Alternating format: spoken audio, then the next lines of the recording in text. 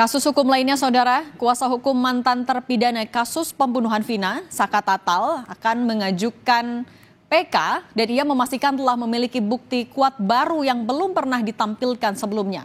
Menurut kuasa hukum Saka Tatal, bukti ini menjadi dasar kuat untuk mengajukan upaya hukum peninjauan kembali atau PK. Setelah Peggy Setiawan bebas, kasus pembunuhan Vina dan Eki di Cirebon tahun 2016 memasuki babak baru. Kuasa hukum Saka Tatal, terpidana kasus Vina yang telah bebas, segera mengajukan peninjauan kembali atau PK atas kasus ini. Menurut kuasa hukum Saka Tatal, Titin Prialianti, saat ini pihaknya telah memiliki 4 novum atau bukti baru yang bersifat menentukan untuk mengajukan peninjauan kembali atau PK. Bukti-bukti baru ini didapatkan setelah penayangan film Vina viral di media sosial. Selain menunjukkan bukti-bukti baru, kuasa hukum Saka Tatal juga menyiapkan sejumlah ahli terkait kasus yang dihadapi kliennya. Saya memiliki 4 novum. Novum itu memang saya dapatkan setelah film viral, menggambarkan secara jelas, secara tegas apa sih yang terjadi, kondisi yang sebenarnya pada peristiwa 27 Agustus 2016. Tak hanya bagi Saka Tatal, terpidana kasus pembunuhan Vina yang kini masih menjalani hukuman seumur hidup juga berencana mengajukan upaya hukum yang sama. Menurut kuasa hukum 7 terpidana, dikabulkannya pra-peradilan Peggy Setiawan oleh Hakim PN Bandung, ada harapan untuk membuka lagi kasus ini melalui upaya hukum peninjauan kembali.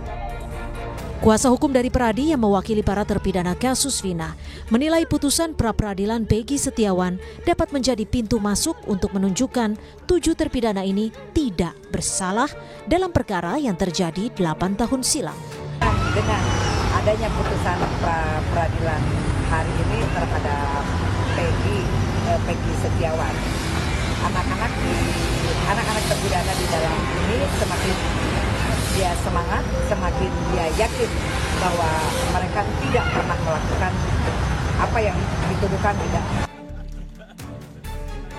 Terkait kasus pembunuhan Vina yang hingga kini belum tuntas, Wakapolri periode 2013-2014, Komjen Purnawirawan Ugroseno bilang, untuk menyelesaikan kasus ini hingga tuntas, penyidik harus meluruskan kembali siapa yang membuat laporan awal kepada polisi, yakni saat pembunuhan terjadi pada 26 Agustus 2016. Bukan laporan polisi yang dibuat Ibtu Rudiana pada 31 Agustus 2016. Di TKP lagi, laporan polisinya itu sebenarnya harus diluruskan. Siapa yang membuat laporan polisi tanggal 26 Agustus? Bukan laporan polisi Ibtu Rudiana yang dibuat tanggal 31 Agustus. Polisi sebelumnya telah memastikan proses penyidikan kasus pembunuhan Vina dan Eki telah sesuai prosedur. Meskipun belakangan sejumlah ahli menemukan adanya kejanggalan di kasus ini. Tim Liputan, Kompas TV.